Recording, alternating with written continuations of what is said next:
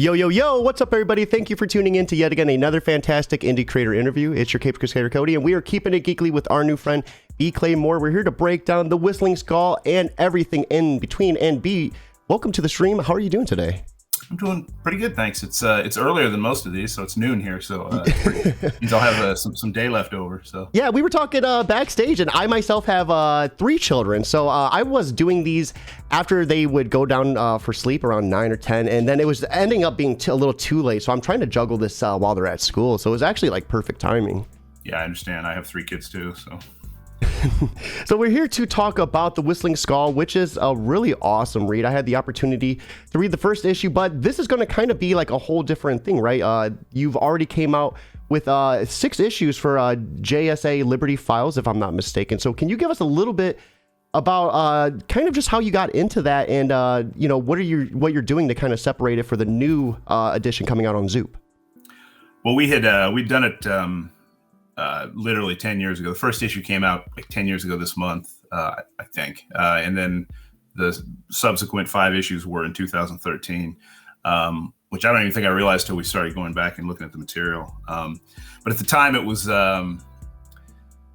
it's I don't know how in depth you want me to get, but it was a thing Tony Harris and I had pitched to Wildstorm, which was at the time, under the DC umbrella, I guess is how you'd say it. And so at the time, Wildstorm was out in LA, which is where DC proper is now, but DC was in New York. And because Tony had done a book called Ex Machina with Brian K. Vaughan, which was very successful, he had a pretty good relationship with the Wildstorm guys. And he actually approached me out of the blue with the title, which at the time was The Further Adventures of the Whistling Skull and Brickfist. Sent me I was trying to do the math on this, and it was like 2007, so I don't know what social media. It feels like Twitter, but I don't. Anyway, maybe MySpace. I can't imagine. But anyway, it was it was a message completely out of the blue because I didn't know Tony. Tony had done a book 10 years earlier with James Robinson called Starman at DC that was sort of the seminal influence on my thinking in terms of like superhero and genre comics when I was in college. And I had gotten to know James because I had worked for Image, and but I hadn't yet met Tony. So getting like just out of the blue this message saying, "Hey, do you want to co-create this book together?" And I mean, that was all I had was a title, and I said, "Well, yeah, hell yeah, let's." Sounds crazy. So we built that together, got to know each other pretty well, and then pitched it to Wildstorm, which it wasn't necessarily always. We didn't know for sure that's where it would go, but that's where I wanted it, and I think that ultimately that was the best place. So, but that was 2007, and we began slowly developing the book while he was finishing Ex Machina, and I was working on whatever things I was working on. And then 2010, 2011, Wildstorm was put out to pasture. I mean, it was sort of what actually happened is DC took most of the stuff that was going on the West Coast with Wildstorm, switched over to doing the digital first and like digital comics and stuff, and a lot of what they call special projects, which I did quite a few of, which are like advertising comics basically.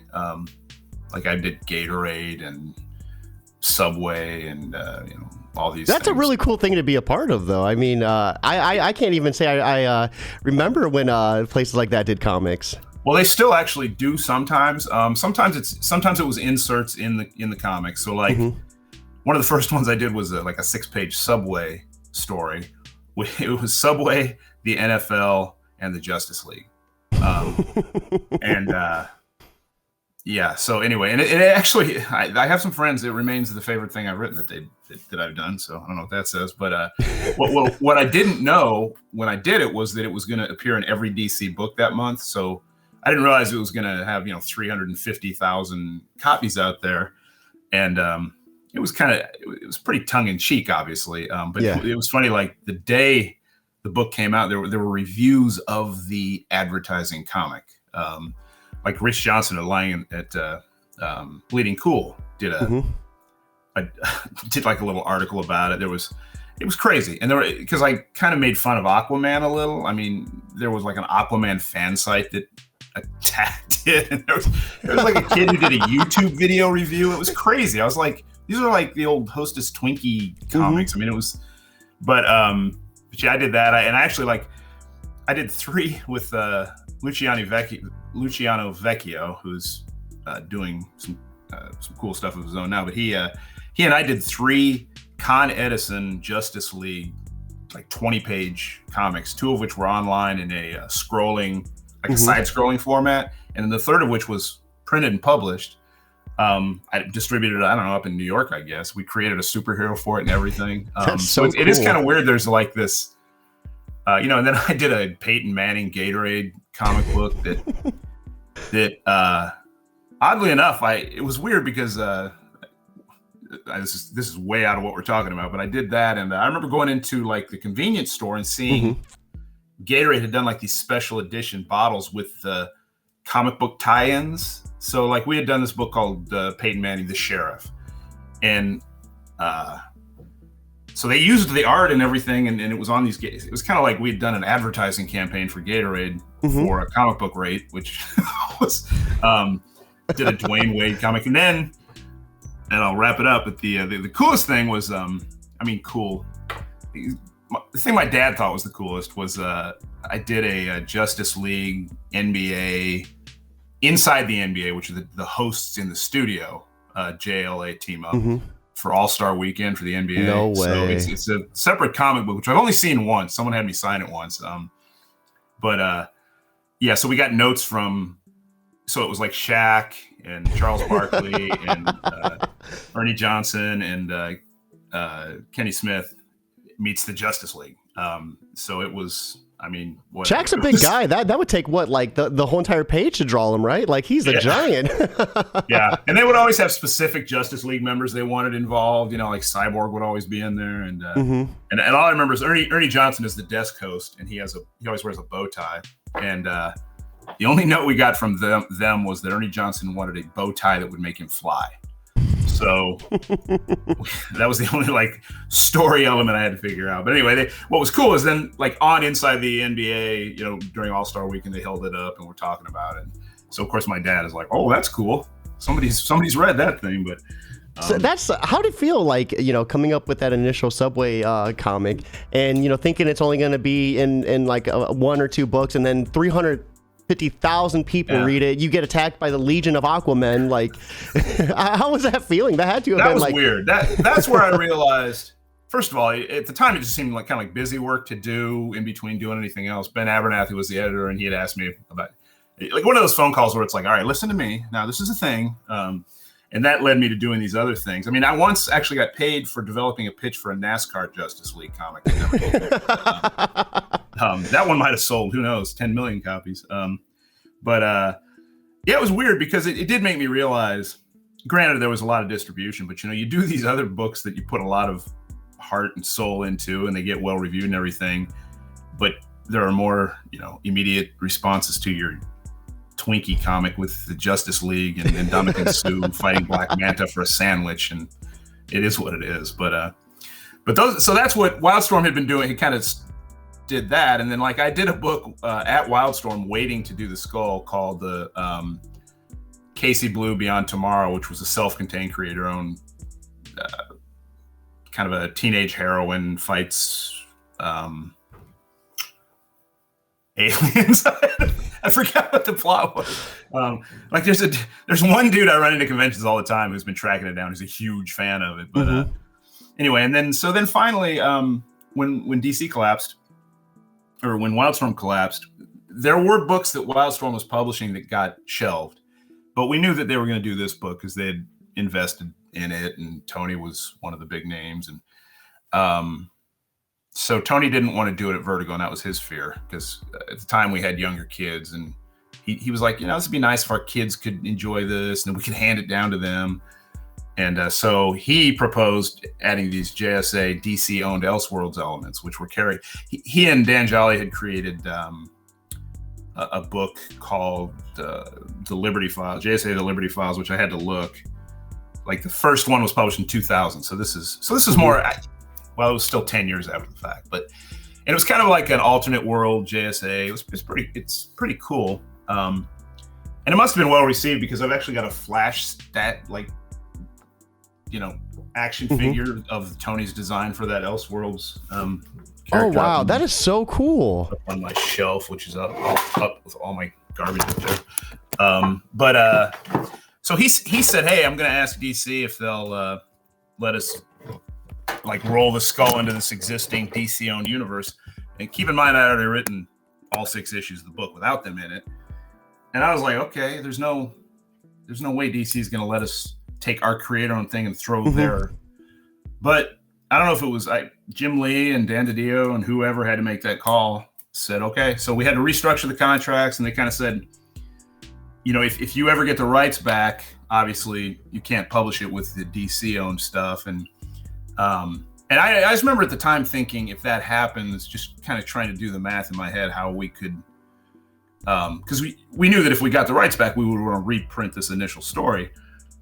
And because I had already written the 6 issues, what happened was we kind of used it as a framing sequence, the DC elements, and then it helped. What Tony and Dan had done with the Liberty Files helped inform the universe that the Skull was a part of, like the sort of legion of costumed adventurers out there. But it was all stuff. It was like stuff we created and then kind of grafted some of these elements onto. So it doesn't really exist anywhere beyond that book. And so, it got a good push. There was some issues that happened around the time that didn't have anything to do with the book that it did really well out of the gate. It was well received. I still remember Entertainment Weekly did a glowing review calling it one of the best books of the year. And oh my God. It was one of those reviews where they understood what we were trying to do with the book. Because some people read it and it's not complex necessarily, but the storytelling is non-linear in some places, and it's very pulpy and noir. So it may not be everybody's cup of tea, but the people who liked it really gravitated towards it. I love the design of Skull so much. I know that's so Tony. I've got a skull sticker there.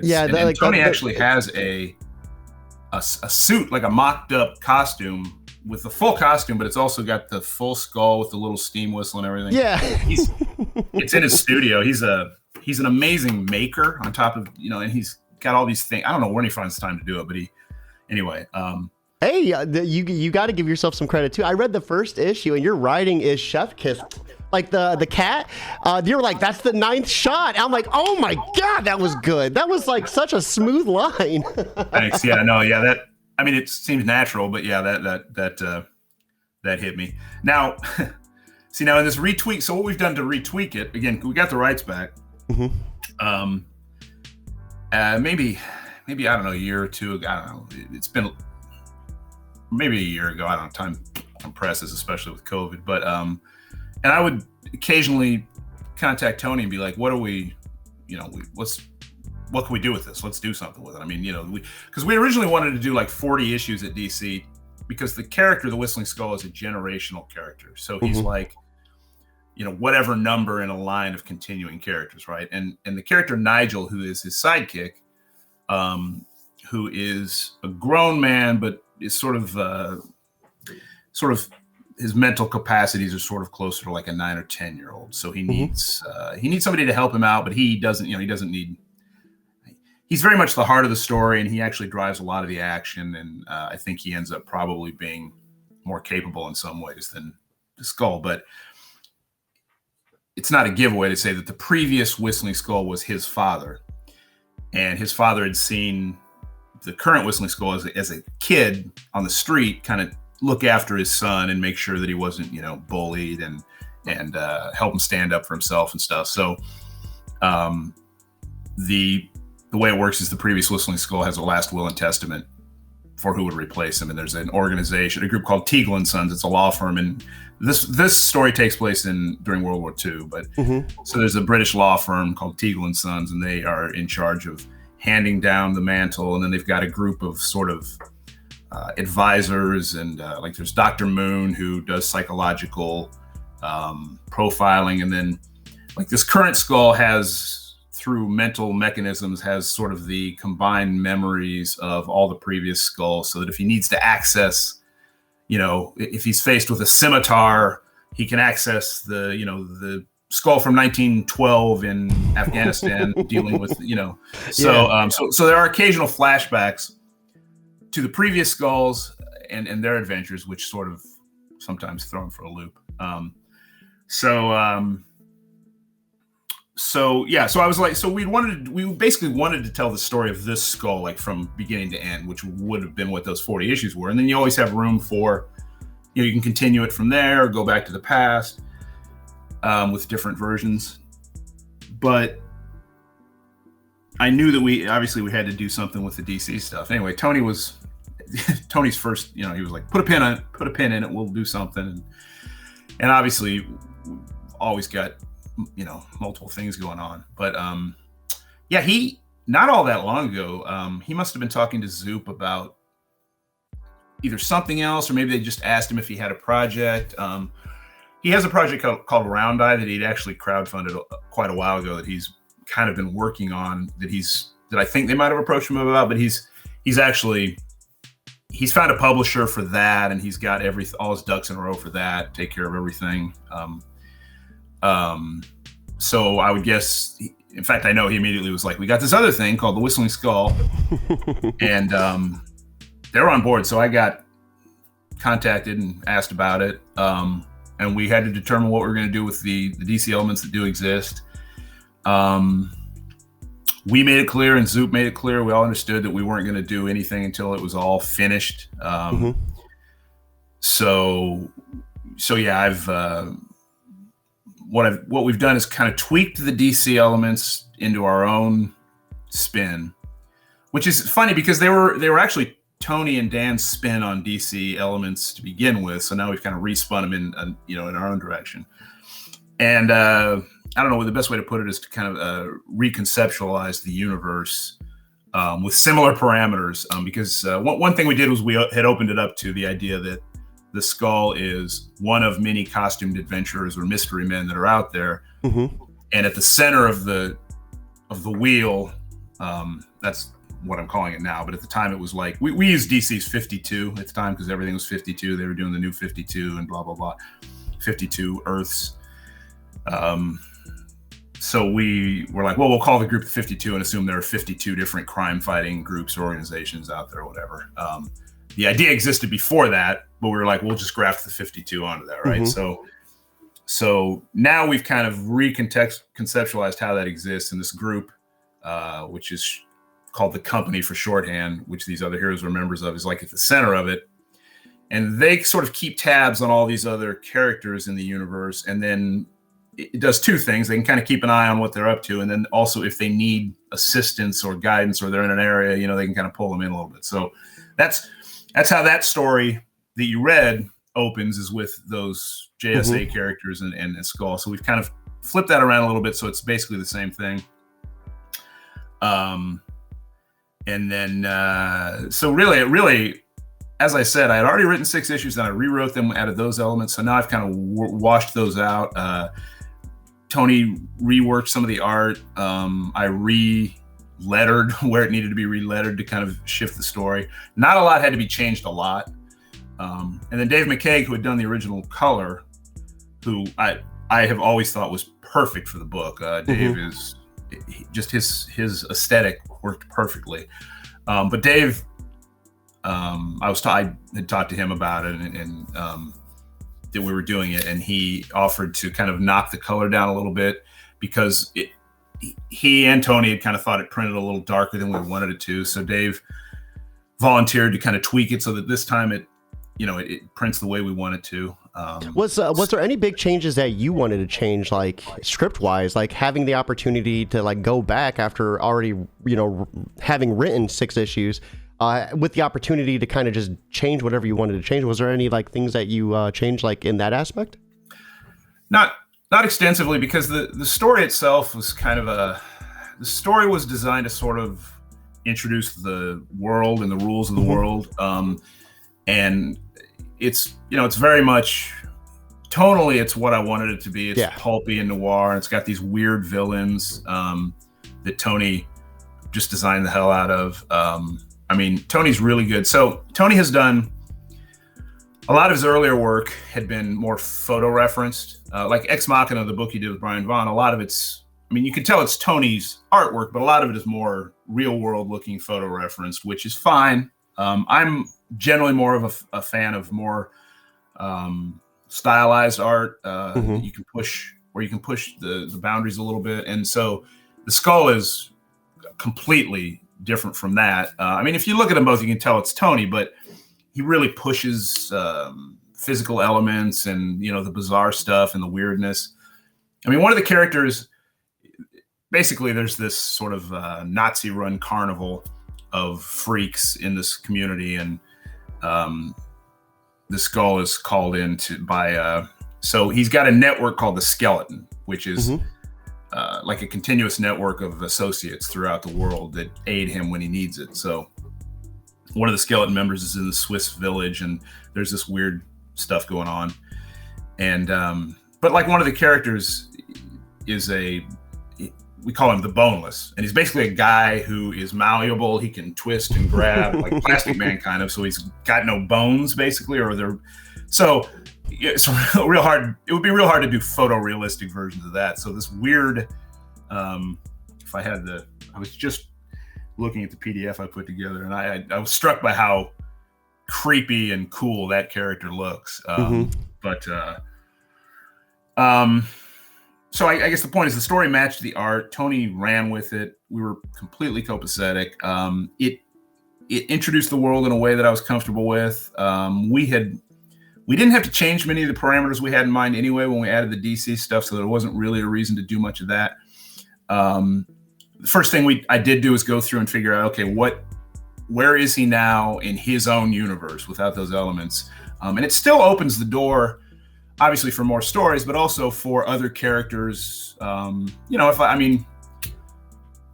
If people responded to this and we did more of it, you could introduce another character, under their own, in a backup story or their own book or whatever, and kind of include it in this universe. And because we own the characters, I mean, I own a ton of stuff that I've done at Image and other places, so there's no reason, maybe down the line you couldn't do a team up, Well, I just love the fact that at any point you can do like a flashback, right? Like at any point you could flash back to whatever point of the timeline you want to, and I think that in itself has so much potential. Right, it does. It's such a mind-blowing concept. Like when you told me about that, I'm like, what? Like that's so cool. It's almost like the Matrix, but built inside you, like in your head, right. Yeah, and it's cool because we do that we flash back at least 2 or 3 times, including because we can use it to we use it to explain the relationship between the skull lineage and a particular character, because like he had met the previous skull in World War II, and then we can flash all the way back 40 years earlier to another a skull in the desert dealing with some stuff. And because Tony just he designs the hell out of all these characters. So, in this flashback, like this desert flashback is 2 or 3 pages, but I think if you just read that, you'd be like, well, now I want to know what's going on. What's who are these characters, I mean, and that's a thing of mine as a writer that I really, really, really focus on is, and more, the more I do is I don't want characters in the books, no matter how long they appear on camera, that aren't unique and interesting. And, I don't, I've never responded. I'm thinking of specific eras where you would have characters that all look the same. They all act the same. They're the same character with the same purpose in the story. A guy in a suit or a gal in a short skirt, and there's just nothing about them that stands out except they're another version of that same character.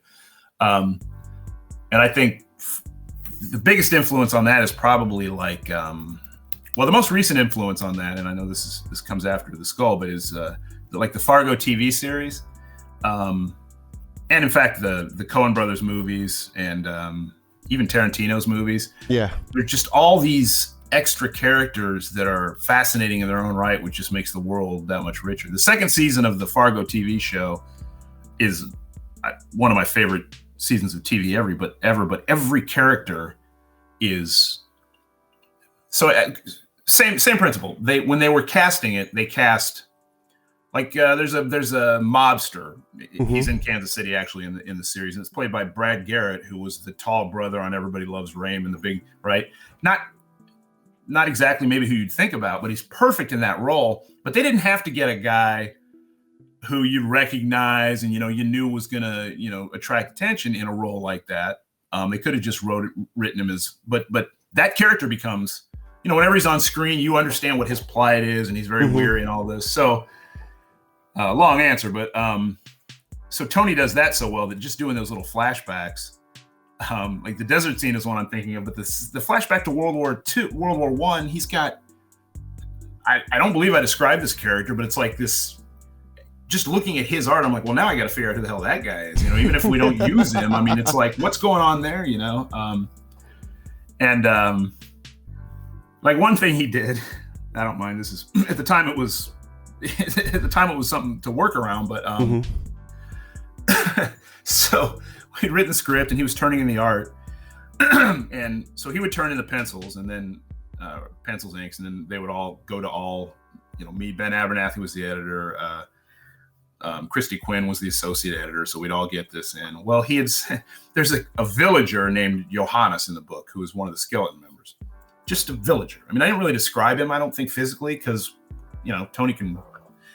So he walks into this inn, and Tony sends us the pages, and this character, Johannes, this normal villager, is like the invisible man from the 40s. He's got like bandages, and you can tell that he's invisible. And he's got a hat, and he's got like an overcoat on, and you can see there's a gap where you can't see his wrist between the gloves. And I'm like, and Ben Abernathy either emailed me or called me, and he goes, okay, before I talk to Tony about this, what is this? And I'm like, I have no idea, and we were like annoyed at first, and then Tony's reaction was, I knew that would screw you guys, but and I know there are writers out there who would get who would get really uptight about it, and but for me it was like, okay, well, it fits the tone, so let's figure out how to work that into the universe and kind of again enrich the universe. And so I had to figure out, I had to kind of explain why he was this way and what have you. So well, it follows that you said you wanted characters that really stood out, and that it seems like it's a prime example, like case in point right there. A normal looking villager, and somehow he's invisible now. Like exactly. I mean, yeah. And when I was going through and just kind of like, I'll crop panels out and just drop them on Instagram or Twitter or whatever. I'm like, well, I can always do a page with Johannes on it, and if he wasn't bandaged and invisible, then he would just be a dude in a Swiss hat or whatever. So. And also he became, that helped me kind of figure out who he was. And so he became a character that I could, kind of feel, you know what I mean? So, yeah. No, that is awesome. For everyone watching, I have been dropping the link to the Zoop campaign. Right here is the link once again. Be sure to sign up to be notified. This is going live today. And you want to be sure to jump on that train right when it takes off. What type of tiers can we expect? I guess, like, how much is the digital going to be? How much physical in terms of pricing? Yeah, you'll have to go to. It's the thing about the campaign is it's Tony and I, but it's very much Zoop. We're sort of. They're doing so much of the heavy lifting, and I mean, because neither Tony or I would do a crowdfunding campaign on our own right now, just because.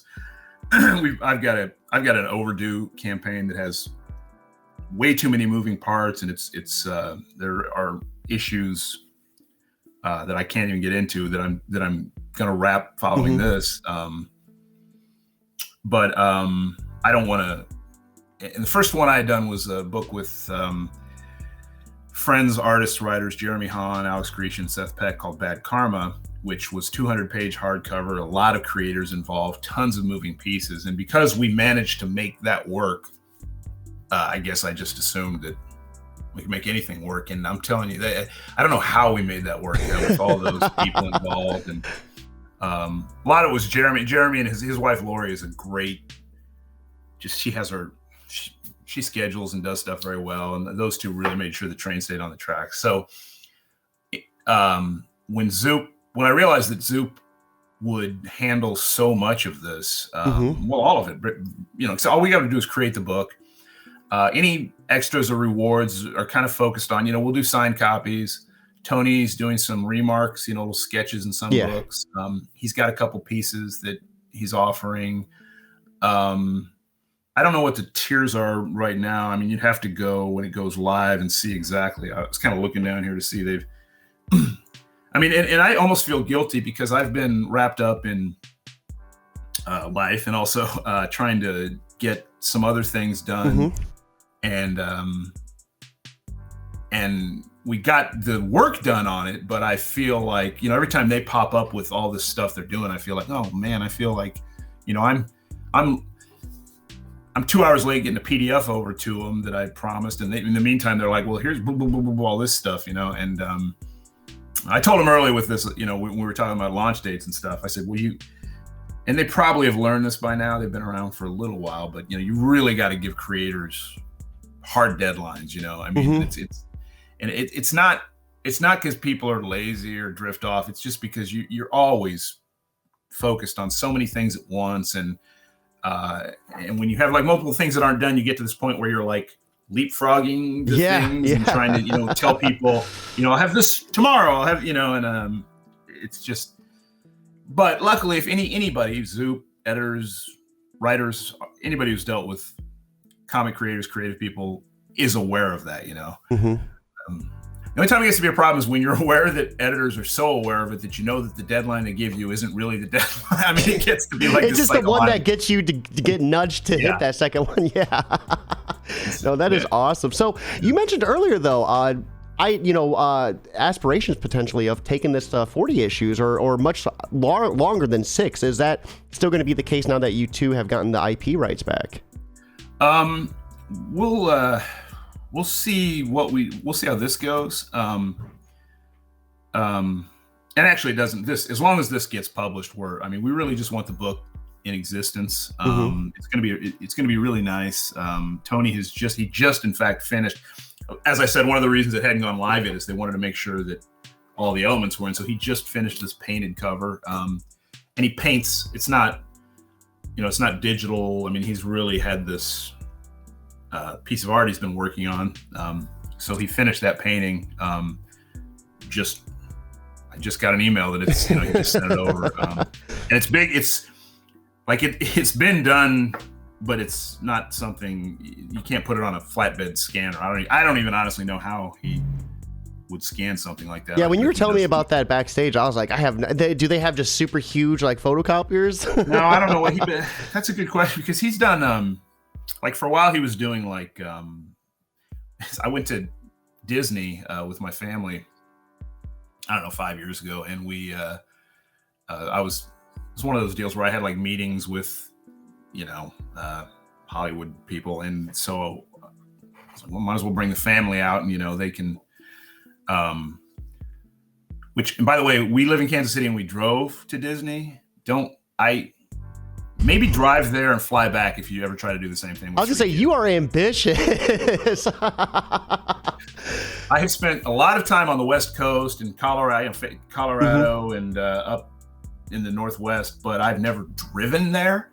So it was cool because I think I've been all over the place, and I've been to Vegas and Salt Lake City, but I've never driven through Utah and Arizona and just been sort of awestruck by how beautiful it was. But I still had 3 kids in a minivan, and we drove back through New Mexico, which was a bad idea, and then Texas. How many hours one way was it? I don't know, hundreds. We drove out, stopped in the mountains in Colorado. It was April, I think. We got hit with a snowstorm there, but we drove through.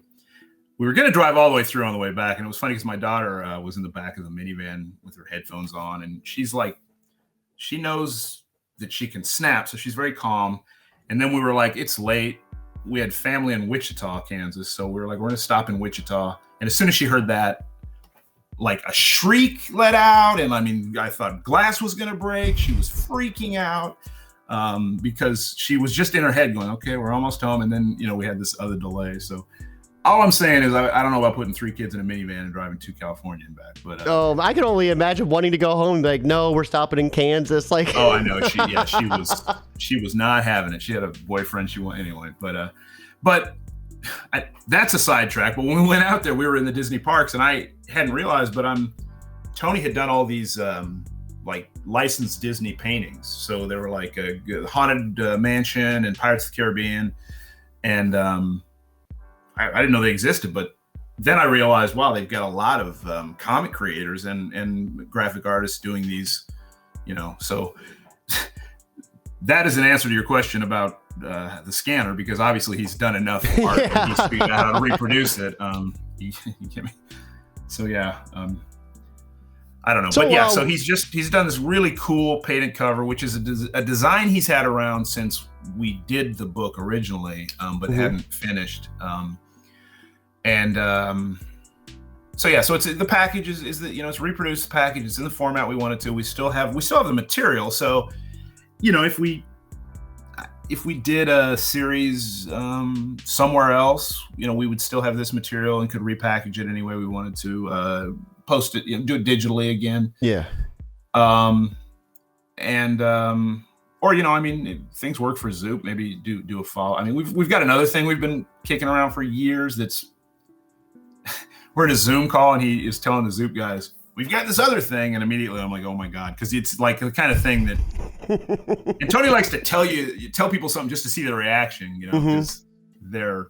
Sometimes and you're like the reserved guy. You're like, please don't, Tony, don't. Well, part of me is like, now we're gonna have to explain, and he'll be like, we got this idea, and then he'll just mention the craziest, batshit nuts elements of it, and then people are always like, okay, what, sounds awesome, so he brings that up all the time. So I'm always like, okay, let me know. You want to. It's the title, and we've mentioned it before. The title is Buffalo Monk, anyway. So who knows? That sounds awesome too. You guys have some awesome titles. I'm here for it. Well, that's the thing I learned early with Tony. Like talking about his idea that you add these DC elements. He's just kind of his approach is just. He can be kind of a bull in a china shop sometimes, and I understand everybody doesn't relate well to it, but. Just that kind of throw shit at the wall and see what sticks. And I learned the first creator-owned book I did was Hawaiian Dick, and I learned that the title alone got me so much traction because I kind of resisted calling it that, even though it's not, it's about a detective in the 50s. But just immediately, that title to this day attracts attention. Yeah. And if people don't understand that Dick was slang for detective at one time, it really gets, then you've got to explain. They're like, his name's Dick. I'm like, well, no. I honestly never knew that. Now I'm thinking, like, is that why they called him Dick Tracy? Like Detective Tracy? Yeah, it's been there the whole time? He was named Dick, but that was a easy reference point for. I got you. So, yeah. One of W.C. Field's first movies is called The Bank Dick because he's a detective in a bank. And again, if you don't know, you're like, what? I downloaded the wrong movie. Yeah. Well, and that's, yeah. So Google alerts for Hawaiian Dick have always been interesting. I learned I had to combine, like, put my name and stuff in there because, I would get like, I'd be like, well, who knew this many people were into Hawaiian porn? But and when Hawaiian Dick came out initially, Eric Stevenson was the PR and marketing guy at Image, and I remember him telling me there was a shop somewhere in the Midwest that said, well, it's too bad. I like this book, but it's too bad I have to put it in my mature readers section because of the title. We're like. And Eric said, do you not let guys named Richard into the store unless they use it doesn't even, just stuff. But anyway, so the point was when Tony says the further adventures of the Whistling Skull and Brick Fist, when he says Buffalo Monk, I'm immediately intrigued, And I learned that with Hawaiian Dick, which I was scared about that. And when we've pitched that, it's been picked up by, it's been optioned for film and TV. TV and especially there was this whole conversation about the title. What other title? And I was like, well, it's ridiculous. In my opinion, just overthinking and worrying too much, because if you're worried about the title, but it's not an offensive title, then obviously that means it's attracted your attention enough so that it would probably attract someone else's attention. No, that's a really good point. I think that in itself, is a really nice form of marketing that people don't realize is having a title like that that's going to catch your attention and get stuck in your head. Titles are, people say titles are hard, and they are. For new books, I'll have a list. I'll just my brainstorming will just be throw every title, every related term, just until I have this, and then kind of shrink it, and then start.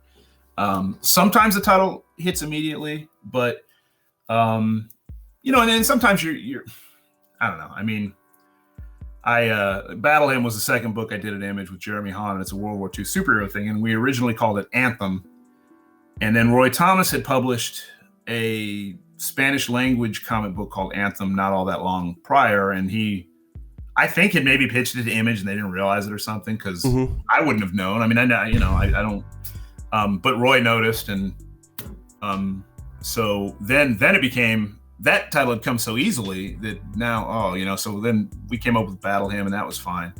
What was funny is when I ran into Roy Thomas at a convention, and because I thought, like, does he think we stole his title? It kind of feels like it, but he was like, no, but he did say, it was just kind of unusual. I was like, where did you come up with that title? And I was like, well, I was trying to think of patriotic terms. I mean, it's kind of natural. But he had a character in his book called Rocket's Red Glare. So I didn't steal all of his ideas. But yeah, so bad, I just mentioned that because it's always a major, especially as the years go on and people, remember something. But yeah. And then DC, like Casey Blue was originally Kelly Blue, but DC Legal was nervous because there was a comic strip in the 60s called Kelly Green. It seems like such a fine line to walk. It's two different colors, right? It's not even a line. I mean, but I guess that's their job and they have to do, but it was I just remember, like, you go along with it, but you're like, that's absurd. It doesn't even make sense. There's no, well, we want to avoid confusion. Like, well, with who? 65-year-old. Are they going to be colorblind when they're reading this? And Miles to Go is the last book I did at Aftershock, which I have a copy of here. And it was originally, and that's not the most unique title in the world, but it was originally Miles from Nowhere, which I named after a Cat Stevens song. And then it turns out there was a small press thing called, and so we changed it to this. And it is what it is. You want to be memorable, but you don't. There's been a trend recently with these kind of descriptive long, something is killing the children, and there's a bunch of those, and those are fine, but I end up getting those all jumbled and confused in my head when I see them in the shop. I'm like, I can't remember which phrase is attached to which book I'm supposed to be checking out or whatever. So yeah, but no, yeah. And the last thing I'll say about that is Hawaiian Dick, when it was first optioned for film, like 15 years ago now, but Johnny Knoxville was attached to it. And this, at the time, they thought Johnny Knoxville was going to had the potential to become like a serious acting movie star. And actually, he's a pretty good actor when he's been in things, but so they were giving him a big push, and he had a lot of cachet. Jackass was huge. He had done some small movie that he had gotten good. But I'm telling you, when Johnny Knoxville is attached to a book called Hawaiian Dick that you're having option, I mean, you've got like a million hits. You look every headline. I mean, they're like, Knoxville grabs Dick. Just on and on and on and on. And I was like, well, that worked out even better than I planned. Johnny Knoxville, what a blast! That guy inspired me to jump off roofs into bushes when I was like 13 years old. Yeah, I think he probably inspired a lot of head trauma. So we've come to the end of the podcast. Let's begin wrapping things up. What's next for you? I know you said you had another campaign that you're currently fulfilling right now. Yeah, there's a way overdue Hawaiian Dick campaign called Great Big Hawaiian Dick. It's 100 pages, new material. Most of the material has been done a while. Some of it has had to have been farmed out to different creators because it didn't get done. But it's been out there long enough where it's like I want to finish the book and then kind of give backers the option of what they want to do. And because that's been so long, I haven't done any other Hawaiian Dick stuff. Which was, if you don't know, Hawaiian Dick was the first book I'd kind of done. I did 4 series. It's always had a pretty hardcore cult audience. It's been well received. The outside media has always been interested. But like I had a publisher approach me about doing a new series that would have, made us some money. But I was like, well, I can't until I get that wrapped. So when I do that, I want to then take all of the existing material, which would be this collection plus the 4 miniseries plus various backup stories and art and stuff. And I want to, what I'd like to do is an omnibus, but it'd probably be 2, maybe 2 in one slipcover omnibus, and a place like Zoop might be a good place to have that done. I'm still kind of brainstorming, but I want to collect it all in chronological order as the stories go, because they aren't all told in order. Then maybe do a soft cover, but then I've got, down the road, I've got an artist I've talked to about doing a future series that's set a little in the future with Hawaiian Dick and whatever. You got to call it the Omni Dick instead of an Omnibus having. Well, the hardcover, it was Tony Moore was the one who said, "Well, you've got to call that great big Hawaiian Dick." And I said, "Yeah, I guess you're right." Yeah, when you said that, I was like, "Hold on." Yeah, no, I know. Yeah, because you start, you just at a certain point you just stop. You're like, you just embrace it. Yeah. The number of dick jokes I've heard over the years. It's to the point where anybody tells me one, they're like, "I'll bet you've never heard that 700 times." But anyway, that's one thing. But an artist named Mac Chater, who's recently done he just did a Stranger Things issue. He did some DC or some Marvel stuff, and he had done a couple Dark Horse books. He and I have been long developing a horror book that we started pre-COVID that is going to be scheduled to be out at the end of next summer. It's a political vampire survivalist kind of thing that we are pretty enthused about. And then he and I we've just kind of clicked, similar sensibilities, and he's a terrific artist. We've also been working on kind of a midnight detective kind of thing that we've talked to a publisher about doing in like either individual hardcover volumes, sort of like some of the stuff Sean Phillips and Ed Brubaker have done at Image. And there's always other things in the works. Those are the 2 things that we've actually kind of got sort of lined up right now. You said you were a fan of like tongue-in-cheek references. Was the vampires is like a tongue-in-cheek reference to politicians being bloodsuckers? Well, I don't think there's anything tongue-in-cheek about that. Well, it's fun. It is. It's hard. I'll tell you what. That's another. When that book is solicited and dropped, I'd be glad to talk to you about it, because it is. We started that pre-COVID with the political and U.S. just the state of the nation, and it's not like we're attacking the right or it's. I was very much cognizant of, look, everybody's a little absurd, so let's not paint somebody. We can paint one side as worse than the other maybe, but everybody's got their issues. So it's not like a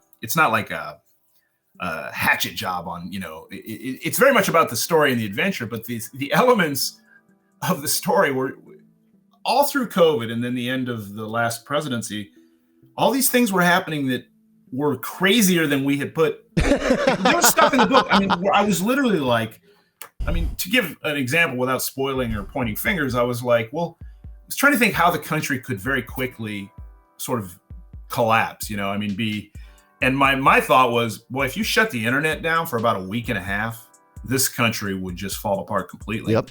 But even so, I'm like, I just don't know. And then COVID hits and people freak out. And within 2 weeks, we're in, for a little bit there, it was like we were living in Mad Max or something. And I was like, yeah. Oh, you really can't find toilet paper, can't find bottled water.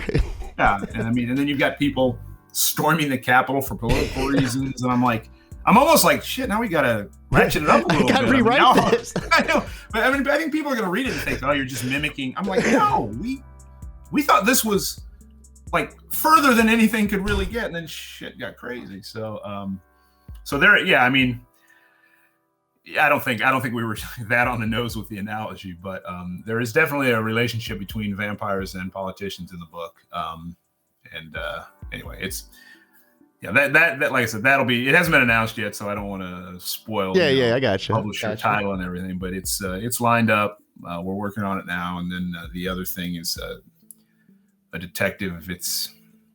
The other thing is related to me, literally. Mac and I were working on this vampire book, and we were talking about doing kind of a high adventure thing. And I love detective stories. I think you can do endless, interesting detective stories just by throwing unusual elements in. And so I said, "Listen, we have any interest in doing like a really unique kind of dark detective story?" And it was funny, like the idea I sent him, he keyed into immediately, and he happened to have a notebook, and this has happened multiple times, full of similar ideas with titles that he threw out. So that's what's great about working with creator-owned comics, independent comics, collaborators and trust. Whatever you have as a writer, or if you've conceived something, if you really bring them on board and listen to what they have to say, then you do end up with something that hopefully is better with the two of you than it would have been with either of you. No, absolutely.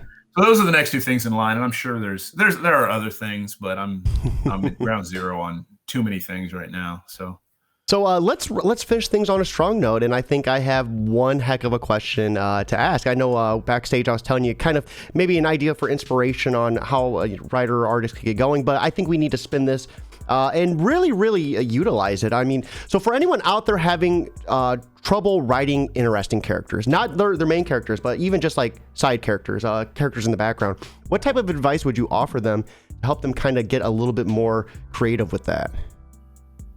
That's a good question.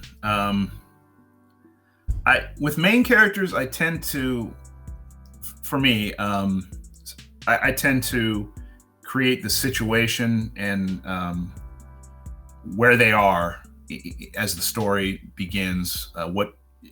You've got an idea about what obstacles they're gonna run into and what their goal is. And this sounds almost like cheesy, but I do kind of then let them evolve in my head and kind of figure out who they are, right? So that, again, now keep in mind, there are writers who are really ironclad plotters and planners. They every step of the way, they've got it all ironed out and mapped out, and they know everything. For me, I kind of like the idea of having an idea where the story's going and what elements are going to be in it, and then if I know the character well enough, see how they get carried through that story. I mean, so things will change based on how I think this character would react and respond, and then they just become, real in my head or what have you. So there are times though that I'll have a side character or a character I've introduced, and it's not, if it doesn't click immediately how they would respond to things, what their role in the story would be, then I know I don't really have an understanding of that character, because it is a mistake. I completely believe, and I can tell when it happens, for somebody to say, I need a character that's going to do all this, and then you just create a character and have them go through all that without thinking about whether it reads as if something in character with what the character you've created would do. Like you just have them kind of just do the motions without like explaining why they're doing the motions. Like I created this character to do these things. It should read like this character would do these things. You know what I mean? I created this character and he did these things. I mean, if you can think about the distinction, it's and I've read, that's one reason work for hire, DC superhero books and stuff, Marvel books can be a little disconcerting, is because it's always somebody's interpretation of a particular character. And if that character has these ironclad traits, you're just using those traits more than developing character and understanding which I actually them, right? think is a positive. I think they should do, I would rather see Batman, Superman, whoever, I'd rather see like 6 issues of one creative team telling whatever story they want to tell, and then just move on to somebody else telling whatever, than different artists and writers and editors trying to weave this narrative where it just gets, convoluted. Because I've seen books where I've really been invested in the characters, and then a new creative team will come on board and have a whole different idea for the characters. And this, I'm thinking more in terms of, I've got the example in my head, I just don't want to say it, but there's like a writer who I love his work. He did genre stuff, but it was really smart. He invented these characters or reinvented these characters, did a great run. Another writer came in, and my impression was, wow, he just wants to kind of slap everybody in the face and shock you and kind of, and it's like, well, the reason I was invested initially was because of the way these characters have been presented. So I guess just always, and it's a good exercise if you're, so like Miles to Go is a good example. This is a book where I try to make every character unique, right? So there's a guy who interrogates her ex-husband, right? And so he's this big heavy guy over here. Mm-hmm. I really tried to figure out who he was and what his how he would approach things and what his motivation was, and it made him really more engaging as he's kind of going through the motions, you know. So I guess what I would say is a good exercise is take the smallest character you've got, because this won't cost you anything if it doesn't work. Take a waitress or you know, a guy driving a cab or whatever that's incidental to the story, but they need to move the story from one place to the other, and invest some time in that character. Figure out why that character is doing what they're doing. Why is this, like, for instance, you tell yourself, why I've got a waitress who gives somebody coffee, and that's all they do in the scene, but say they're in 2 or 3 panels. Well, then think, well, who is this waitress? Why is she doing this job? You know, what are her goals and motivations? Oh, she's a single mother. She's 40, divorced. She's tired. Well, then it informs everything else about the scene, even if it's only like, you know what I'm saying? And so you can, you know, and you can communicate this to your artist, and you don't have to tell them how to draw it. But if you work well with, if you and your artist are on the same page, then they'll take that and create their version of what you've got in mind. And suddenly you've got this incidental character that hopefully has a little more life than just a waitress. You know, I mean, it's how in Hollywood, that's how actors and actresses make their mark, right? Or have tried to for years. You get a role as an extra where you're delivering coffee, you know, and it's kind of a joke where they, you know, just give them the coffee, you know, and it's different things, but you've got to try to get noticed in that, right? So, so I would suggest something along those lines as an exercise when you're writing a story, is to not let any character, when you say, I need this here, I need a bellboy, I need this, I need that, I need a detective, I need a cop. Well, who's this cop? You know, I mean, spend some time on that. And I use Fargo, I use the Coens, and I use Tarantino as great examples.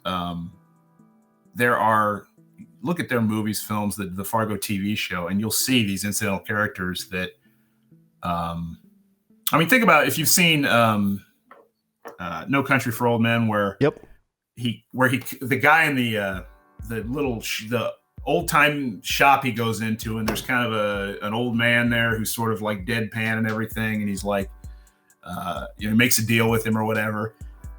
Well, that character is unique and quirky and interesting enough to kind of make me care about it if he's gonna, you know, because he felt so uneasy, right? He's like, he's like, what do I want that quarter for? And he's like, put it in your pocket. There's gonna be the most important quarter of your life. Right. Yes, that insane, like, because just like the way you could tell how uneasy he was. And you only spent 5 minutes with them. Right. And they didn't cast somebody trying to act the hell out of it. They were like, this guy is who this character is. Go be that character. And so you've got, it almost feels, but you remember that character in that scene more than just some faceless extra or what have you. So, but yeah, no, so that would be my exercise advice. You know, just really focus on the background, because with the background, and man, and the most important rule when you're writing anything genre related, I think you can do anything with genre. By that I mean, you know, detective stories, superhero stories. That's kind of the lesson I was saying that I learned with Starman, was that you could tell traditional like if you described it, you've got all the traditional elements, but the characters were real, the city was a character, the background characters rose and fell and had personalities and lives of their own. It was like a drama with superhero elements, that you could get invested in both things. I think that's possible with genre. So just make sure, it doesn't matter what characters can or can't do or what crazy shit goes on. Just make sure you understand whatever rules exist within your universe and you're consistent with that. So, you know, that's what I mentioned about the Whistling Skull. We've got these crazy characters that clearly are a step out of reality. So as the reader, you've read this first story, you understand kind of where the boundaries are for this. You know, we introduced, there's a time shift thing that's not like crazy way back in time. It's sort of an incremental jump in time, right? So I think if you're reading, you'll get a sense of, you're pushing the boundaries beyond reality, but you're not getting completely insane with it. So as long as you follow that as you go forward, it all becomes more believable because people understand the rules. If you break those rules and throw some shit at, like if it, well, we could maybe use a dragon, but I don't know if there's something, if a spaceship pops. Yes.